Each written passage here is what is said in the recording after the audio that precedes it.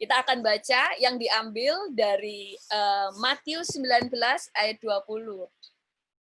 Yesus memandang mereka dan berkata, bagi manusia ini tidak mungkin, tetapi bagi Allah segala sesuatu mungkin. Nah, kita sekarang lebih banyak belajar tentang bahwa mujizat itu sebenarnya sudah ada di tangan kita. Slide selanjutnya. Di sini dikatakan Matius 19 ayat 26 yang tadi, Yesus memandang mereka dan berkata, bagi manusia hal itu tidak mungkin, tetapi bagi Allah segala sesuatu mungkin. Kemudian di dalam Markus 9 ayat 23 berkata, katamu jika engkau dapat, tidak ada yang mustahil bagi orang yang percaya. Oke, kalau kita buka ya di dalam Lukas, di dalam tidak ada di slide, di dalam Lukas 1 ayat 37 dikatakan, sebab bagi Allah tidak ada yang mustahil. Kemudian tadi di Markus 9 ayat 23 dikatakan, bagi orang tidak ada yang mustahil, bagi orang yang percaya. Jadi mujizat itu hanya akan terjadi kalau dua hal ini bertemu. Pertama, tidak ada yang mustahil bagi Allah, itu sudah pasti. Tetapi yang menjadi pertanyaan berikutnya adalah, apakah engkau percaya bahwa tidak ada yang mustahil bagi orang percaya? Jadi bukan hanya mempercayai bahwa Tuhan dapat melakukan perkara besar, tetapi juga mempercayai bahwa perkara besar itu sudah ada di dalam diri kita, sehingga kita mampu melakukan perkara-perkara besar. Karena ternyata mujizat itu tidak hanya terjadi, atau kita ini tidak hanya punya modal hanya percaya kepada Tuhan. Tetapi yang kedua adalah percaya pada diri kita juga. Percaya pada diri sendiri. Tadi pagi saya sampaikan contoh. Pada waktu Tuhan berkata kepada Gideon, hai engkau pahlawan yang gagah berani. Kalau Tuhan sudah mengatakan engkau pahlawan yang gagah berani, berarti ya dan amin. Seringkali kita percaya pada waktu Tuhan mengatakan itu. Tetapi belum tentu benar-benar percaya bahwa kita itu seperti yang dikatakan. Seperti saya pernah ngalami pada waktu Tuhan katakan, kamu akan melayani aku praise and worship sebagai worship leader. Saya paling tidak suka mimpin praise and worship. Saya paling takut untuk mimpin praise and worship. Nyanyi senang, tapi kalau jadi WL saya takut. Karena saya nggak terlalu bisa memilih lagu. Nah, pada waktu Tuhan mengatakan, aku akan mengurapi engkau untuk menjadi seorang worship leader, saya percaya. Tetapi waktu diberi tugas, saya nggak percaya bahwa saya bisa. Padahal waktu Tuhan berkata bahwa aku mengurapi engkau, saya percaya. Kenapa? Karena tidak ada yang mustahil bagi Tuhan, dan Tuhan itu pasti menepati janjinya. Tuhan itu pasti perkataannya ya dan amin. Tapi waktu saya ditugasi, belum tentu saya percaya. Karena begitu lihat diri saya langsung pusing. Waduh, saya nggak bisa cari lagu lah, inilah, itulah. Nah, makanya mujizat itu hanya terjadi kalau kita percaya kepada Tuhan dan percaya kepada diri kita bahwa kita mampu melakukannya. Karena sebenarnya mujizat itu nggak jauh. Mujizat itu bukan ada di langit yang kita harus nanti-nantikan, tetapi mujizat itu sudah ada di tangan kita. Itu sebabnya pada waktu Tuhan melakukan mujizat demi mujizat di bumi, tapi begitu Yesus naik ke surga, yang melakukan mujizat adalah murid-muridnya, yaitu saudara dan saya. Bukan kemudian ada yang sakit, Yesus turun ke bumi menyembuhkan. Waktu ada orang kerasukan setan, Yesus kita panggil, Tuhan turun lagi memberikan kelepasan. Tetapi yang melakukan sekarang adalah saudara dan saya. Jadi sekarang intinya bukan lagi apakah engkau percaya kepada Tuhan, tetapi apakah engkau percaya bahwa mujizat itu sudah ada di dalam diri kita. Bukan hanya percaya bahwa Tuhan bisa melakukan hal yang mustahil, tetapi apakah saudara percaya bahwa saudara bisa melakukan hal yang mustahil. Karena untuk mempercayai Tuhan itu mudah. Mempercayai diri sendiri seperti yang Tuhan katakan tidak mudah. Karena seringkali terkendala. Nah, sekarang ini kita mau belajar bagaimana di dalam hidup kita. Makanya tadi Tuhan katakan tidak ada yang mustahil bagi Allah, tetapi selanjutnya dia katakan tidak ada yang mustahil bagi orang yang percaya. Nah, kemudian kita akan buka firman Tuhan di dalam Amsal 3 ayat 16. Firman Tuhan katakan, umur panjang ada di tangan kanannya, dan tangan kirinya kekayaan dan kehormatan. Oke, bisa ditutup kembali.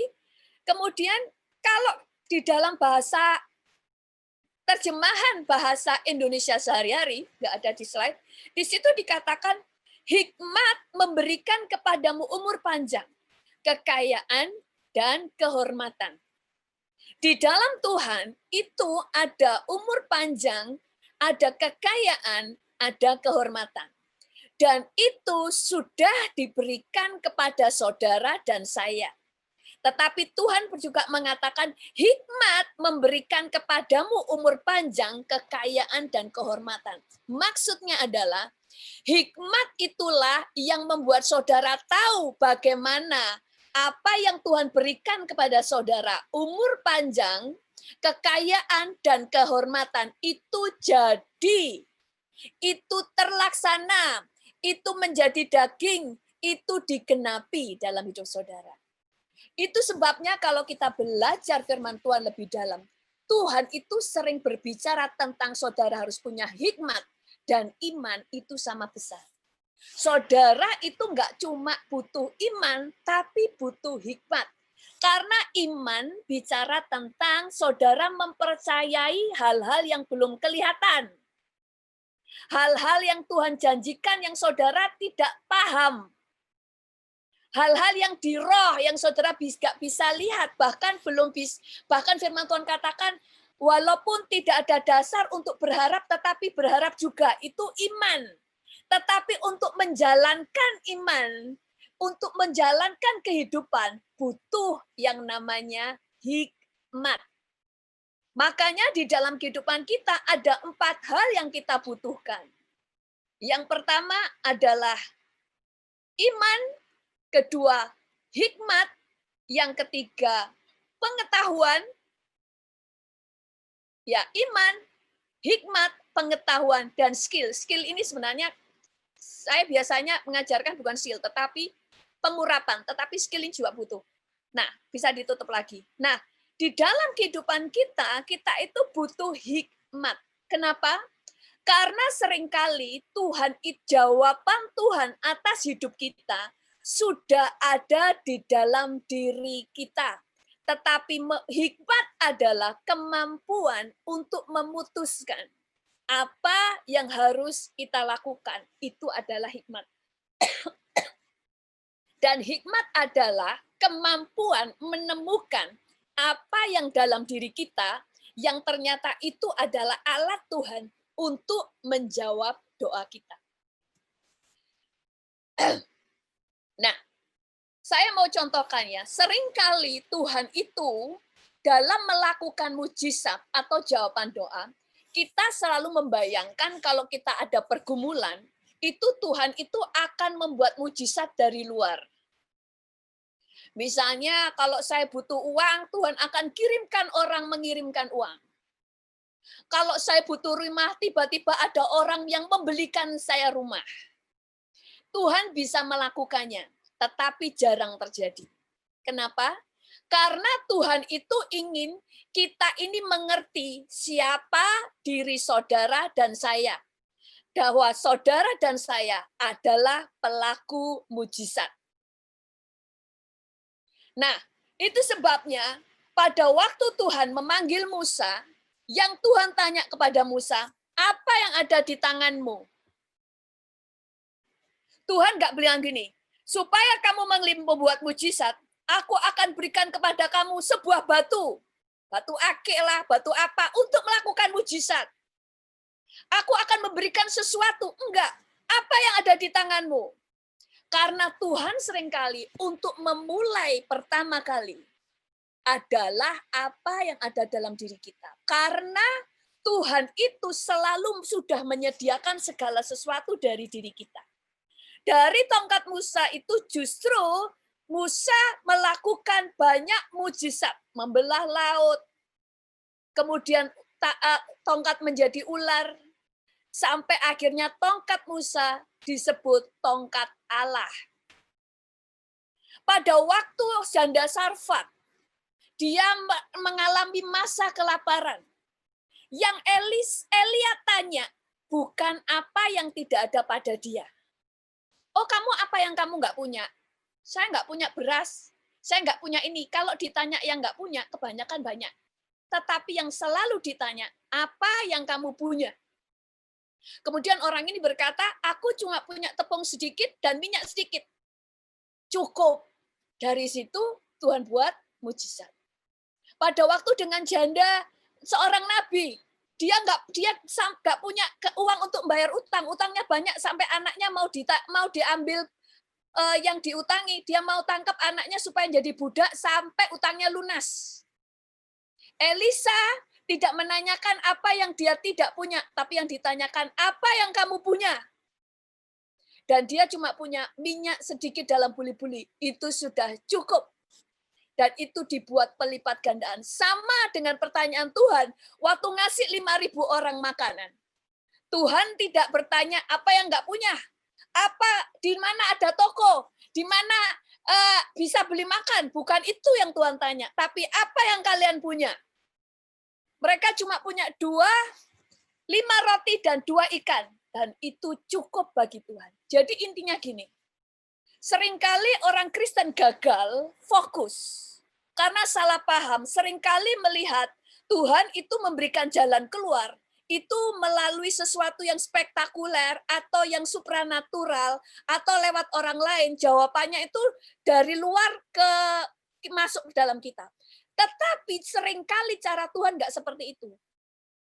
Kenapa nggak seperti itu? Yang pertama, supaya saudara menjadi pelaku firman. Kalau saudara, kita seringkali berdoa, berharap Tuhan mengerjakan bagiannya, dan mengerjakan bagian kita, dan kita hanya diam saja. Tuhan bisa lakukan itu kalau kita sudah melakukan apa yang Tuhan pengen, yang kita nggak pengen. Contoh ya, misalnya Tuhan tuh suruh kita mendoakan orang. Nggak untuk keuntungan kita kan? Tapi kita menjadi jawaban bagi doa orang. Berarti kan kita melakukan apa yang Tuhan pingin, bukan apa yang kita pengen, karena bukan menguntungkan kita.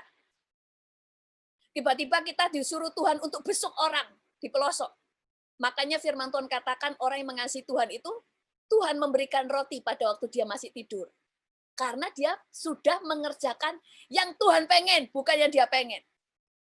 Tetapi kalau apa yang kita mau, seringkali kita kepengen Tuhan mengerjakan juga bagian kita. Tapi kalau yang untuk kepentingan kita, seringkali Tuhan mau tunjukkan bahwa di dalam dirimu sudah ada potensi untuk melakukan banyak mujizat. Saya tadi pagi memberikan contoh. Jadi sekali lagi, hikmat itu membuat kita punya kacamata. Kita melihat segala sesuatu dari dalam diri kita lewat kacamata Tuhan. Kalau kacamata manusia, kita seringkali melihat apa yang orang lain punya, apa yang kita tidak punya. Makanya menjadi kecewa. Tetapi dengan kacamata Tuhan, hikmat yang dari Tuhan, membuat saudara menemukan apa yang saudara punya, bukan apa yang tidak saudara punya. Karena Tuhan selalu memulai bukan dari apa yang tidak ada dalam diri saudara, tapi apa yang ada pada kita. Kayak contoh ya, kayak kapan hari seorang ibu, itu tadi pagi saya menyaksikan tentang seorang bapak ya, ada di California, sebelum seorang ibu, bapak dulu. Seorang bapak ya, dia dari Indonesia datang ya, dia di California. Ini hamba Tuhan, pendetanya yang cerita kepada saya waktu kita share berdua. Dia itu, orang itu datang dari Indonesia sudah agak berumur, sehingga dia cari kerjaan agak susah. Di restoran juga, kalau jadi WT kan kalau sudah terlalu tua nggak diterima. Sehingga dia waktu itu 4 bulan di Amerika nggak punya kerjaan. 3 atau 4 bulan. Sehingga kemudian dia nangis sama Tuhan, Tuhan saya ini gimana bayar rent, gimana ngasih makan anak-anak saya, karena satu keluarga datang. Terus kemudian dia nangis, dia sampai cerita di kesaksian di gerejanya, katanya dia sampai gulung-gulung di rumahnya, di lantai, deloso, nangis sampai dengar suara Tuhan bilang gini, apa yang ada padamu? Tuhan nggak ngomong gini, tenanglah, bersukacitalah, percayalah padaku. Tidak. Ada level-level. Tuhan kalau sudah ngasih sesuatu sama kita, seringkali nggak Tuhan jawab. Kenapa? Karena Tuhan pengen kita itu melihat. Kamu itu bisa melakukannya. Jawaban sudah ada di tanganmu. Engkau hanya butuh hikmat untuk bisa melihatnya. Nah, orang ini kemudian Tuhan cuma ngomong, apa yang ada padamu? Terus dia bingung, apa yang ada padaku? Nah, seringkali orang langsung gini kan, apa yang ada padaku? Aku nggak bisa, bahasa Inggrisku juga nggak terlalu bagus, aku nggak bisa ini, nggak bisa itu. Terus Tuhan ngomong lagi, apa yang ada padamu? Baru terus diingat, berarti yang ada, apa yang ada, bukan apa yang tidak ada. Terus dia langsung tahu, dia di Indonesia biasa nukang. Yaitu kemampuan dia. Lalu dia dipasang iklan di Craigslist dan beberapa toko. Dia cuma ditulis, kalau rumah saudara butuh perbaikan, apa saja yang rusak di rumah saudara, panggil saya. Cuma itu kata-katanya. Dan dia 2 hari atau sehari kemudian itu langsung sudah dapat telepon. Ada orang nelpon dia, customer pertama, waktu dia datang ke sana ternyata rumahnya masih baru, rumahnya gede, kosong. Dan orang itu bilang gini, rumahku ini masih baru, nggak butuh perbaikan. Saya cuma butuh kamu buat rumah saya jadi bagus.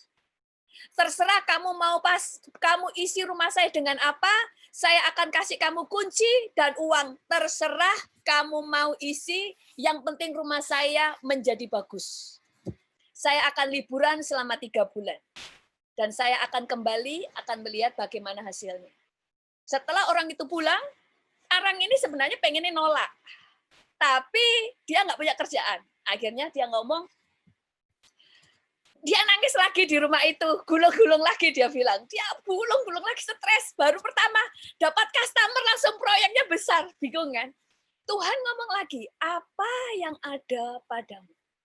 Terus dia ingat selama ini itu dia itu walaupun dalam kekurangannya suka bayangin punya rumah nanti ditata begini, ditata begini, ditata. Jadi di sini itu sudah ada. Terus dia ingat, akhirnya dia buat begitu. Dia ajak temannya Indonesia. Temannya itu bisa gambar, jadi dia ini, terus bisa, dan sebagainya, jadi kerjasama. Kemudian sampai akhirnya bosnya balik, dan dia ngomong, saya sangat senang dengan hasilnya. Ternyata dia itu punya real estate. Dan orang Indonesia ini kemudian dipekerjakan sebagai desain interiornya. Jadi dia yang ngisi interiornya. Makanya rumahnya jadi laris. Sampai akhirnya orang Indonesia ini buka perusahaan sendiri. Jasa untuk desain interior, bahkan dia juga membangun rumah sendiri. Dia ngomong dia nggak bisa gambar, tapi dia pakai orang Indonesia yang bisa gambar. Dia memulai dari apa yang ada padanya. Kemudian dia mulai merekrut orang yang dia tidak bisa. Tapi akhirnya dia bisa melakukan apa yang tadinya dia tidak bisa. Tetapi segala sesuatu dimulai dari apa yang ada kita punya. Tadi pagi saya juga menceritakan, seorang ibu cerita kepada saya suaminya dipecat ya kan, di PHK karena waktu lockdown ini kan banyak perusahaan-perusahaan tutup ya, banyak perusahaan rugi. Dia dipecat, di PHK, dan dia ngomong, bulan itu saya cuma punya uang 300.000. Uang 300 tidak akan bisa ngasih makan keluarga 1 bulan. Apalagi bayar sekolah, bayar listrik, tidak akan pernah cukup. Nah, dia dengar khotbah saya tentang keluar dari kemiskinan. Terus dia bilang begini, melihat apa yang saya punya. Dia bilang, saya punya 300, saya cari apa yang ada dalam diri saya. Ternyata dia tahu, saya orangnya bisa bikin jamu. Dia sisihkan 150 untuk beli bumbu-bumbu jamu, yang 150 untuk belanja makanan untuk hari itu, ngasih makan keluarganya. Kemudian dia bikin jamu, dia bungkus semuanya, ditawarkan tetangga-tetangga, akhirnya uang masuk jadi 300. Dia sisihkan lagi 150 untuk bikin jamu berikutnya, Sampai akhirnya banyak yang pesan. Dan dia bilang, dalam 1 bulan itu, saya bisa bayar sekolah anak saya bisa ngasih makan keluarga saya, dan masih sisa 1 juta. Sehingga dia kemudian melanjutkan pembual jamu, sampai akhirnya dia bisa mengembangkan hal yang lainnya. Segala sesuatu dimulai dari apa yang ada pada kita. Inilah hikmat.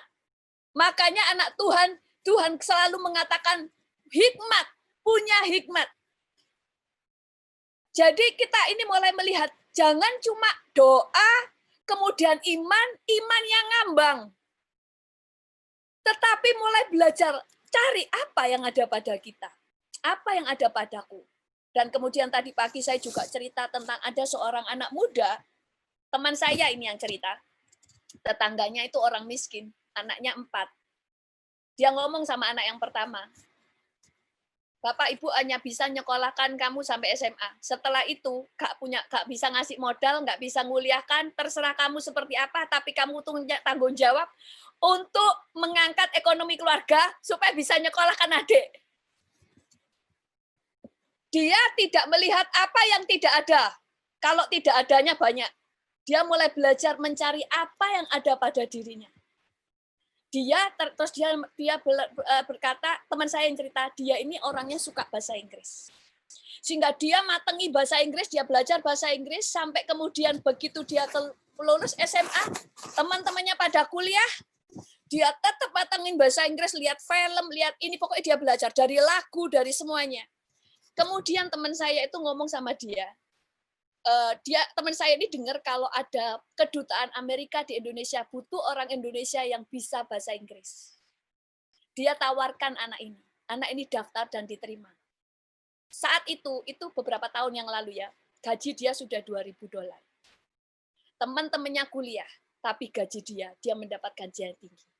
Kalau waktu itu dia memikirkan apa yang dia tidak punya, wah teman-temanku bisa sekuliah, kalau saja aku bisa kuliah pasti aku berhasil, kalau saja aku bisa punya modal aku pasti berhasil. Karena fokus kepada apa yang orang lain punya. Padahal Tuhan itu bisa melakukan mujizat, sesuatu yang orang lain nggak punya. Bahkan yang orang lain nggak lihat. Makanya pada waktu kita fokus dengan apa yang kita punya, disitulah mujizat terjadi. Karena seringkali mujizat dimulai dari apa yang kita punya. Kenapa? Supaya kita belajar mempercayai Tuhan dan percaya pada diri kita. Bahwa tidak ada yang mustahil bagi orang percaya. Enggak cuma, oh ya pokoknya tidak ada yang mustahil bagi Allah. Langsung pikirannya Allah yang mengerjakan semuanya. Enggak. Tidak ada yang mustahil bagi orang percaya. Lihat apa yang dari dirimu, kerjakan. Bagian Tuhan membuat semua itu berlipat kali ganda. Nah, jadi di dalam kehidupan kita mulai belajar, punya iman, hidup di dalam doa, tapi punya hikmat. Makanya firman Tuhan berkata, di dalam Amsal 9 ayat 10 dikatakan, permulaan hikmat adalah takut akan Tuhan. Permulaan hikmat adalah takut akan Tuhan. Tetapi di Amsal 1, takut akan Tuhan adalah permulaan pengetahuan. Makanya di dalam hidup kita perlu iman, perlu hikmat, perlu pengetahuan. Sehingga hidup kita berhasil. Banyak orang yang berdoa menjadi kecewa. Kenapa Tuhan nggak memberikan jawaban? Ada seorang ibu, suaminya stroke.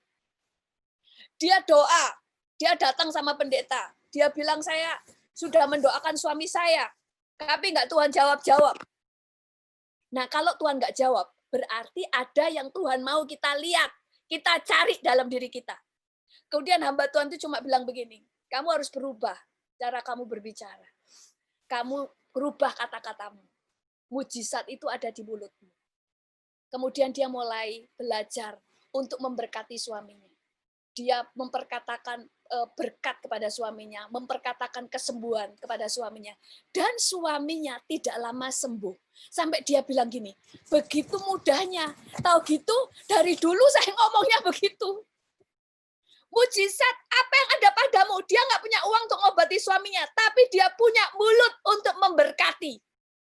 Dimulai dari apa yang dia punya dan apa yang dia bisa lakukan. selalu prinsip Tuhan itu sama. Karena anak Tuhan itu penuh dengan potensi. Penuh dengan sesuatu yang sudah Tuhan taruhkan di dalam diri kita. Nah, kemudian kita buka di dalam, sudah habis ya ayatnya ya. Kemudian, jadi intinya di dalam kita belajar di sini adalah jangan cari apa yang kita tidak punya. Karena Tuhan tidak berurusan dengan apa yang nggak punya. Kalau kita nggak punya, berarti memang bukan itu. Tuhan nggak melakukan yang itu, tapi mulai dari apa yang punya. Makanya orang-orang yang bisa menjadi bintang, jadi star, kalau mereka fokus kepada kelebihan dan apa yang dia punya. Tetapi orang akan menjadi seorang pecundang kalau hanya sibuk melihat apa yang orang lain punya dan melihat kelebihan orang lain, sehingga dia sampai tidak bisa berbuat apa-apa. Nah, di dalam hidup kita, kita harus berbeda. Nah, di dalam setiap masalah, dalam hidup kita, tidak ada yang tidak ada jalan keluarnya. Semua masalah tidak ada jalan buntu. Yang ada adalah kita cepat menyerah. Karena sibuk melihat yang kita tidak punya. Nah, kemudian, oh ya, baru kemarin ya, ada seorang perawat. Ini baru terjadi. Ada seorang perawat. Dia waktu perawat kemarin kan ada COVID ya, dan yang kena COVID ternyata hampir semua. Makanya akhirnya rumah sakitnya ditutup. Rumah sakitnya ditutup karena dianggap perawat-perawatnya juga kena. Jadi kemudian orang ini nggak kerja, dia itu sangat bingung, dan kemudian dia mulai ingat dengan apa yang saya ajarkan, cari apa yang ada padamu. Lalu dia mulai nyoba menjual kue ulang tahun. Dan ternyata dia tidak sangka, saudara, baru 2-3 bulan ini, itu larisnya nggak karu-karuan sampai dia buka toko. Sangat cepat sampai buka toko. Dan satu lagi kesaksian terakhir, supaya kita mengerti ya, Tuhan itu selalu, kenapa sih kok Tuhan itu kadang-kadang nggak jawab doa? Karena Tuhan itu ingin kita menjadi pelaku firman. Pelaku firman itu apa? Kalau di dalam Amsal, itu kita sudah diajarin cara hidup.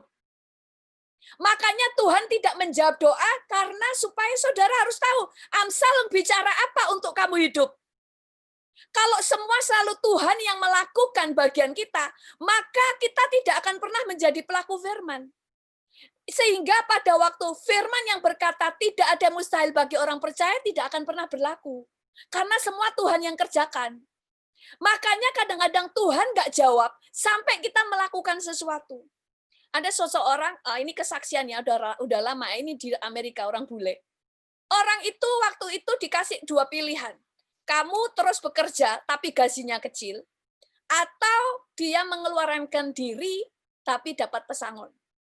Dia bilang, kalau cuma dapat pesangon nanti juga habis karena saya nggak punya, kayak nggak bisa kerja di tempat lain, saya sudah tua, ngomong ke pendetanya.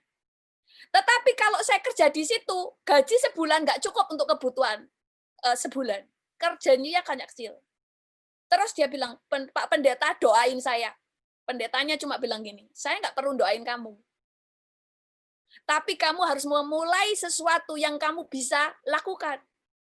Terus dia bilang gini, saya nggak bisa lakukan apa-apa. Pendetanya bilang gini, istrimu setiap kali ada acara di gereja suka membawa kue. Dan kuenya itu suka, banyak yang suka.